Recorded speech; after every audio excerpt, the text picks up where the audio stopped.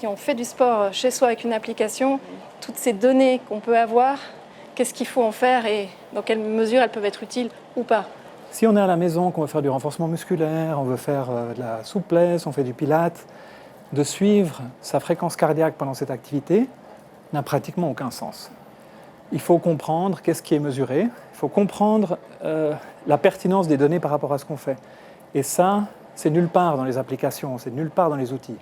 C'est un apprentissage qui doit se faire soit par soi-même, soit en allant lire un petit peu, soit en s'entourant de professionnels qui vont dire « Ok, pour vous, parmi les 28 paramètres que l'outil mesure, il y en a 2 ou 3 qui sont pertinents. Et on va les suivre comme ça. » Ajuster et adapter l'entraînement à sa forme du moment et tenir compte de ses antécédents.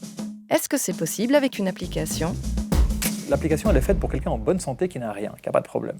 Or, on a quand même beaucoup de gens qui ont des petits problèmes, des petits bobos qu'il faut considérer. On a mal à l'épaule, on a mal au dos. Et en fait, on veut faire du pilates, de l'exercice pour se traiter, pour se soigner, pour être mieux en forme. Mais ces applications ne sont pas des outils médicaux. Donc, ils ne partent pas du principe que les gens ont des douleurs quelque part. Et c'est là où on a besoin peut-être du coach, du physio, de la physio, du médecin éventuellement, etc., pour guider, accompagner.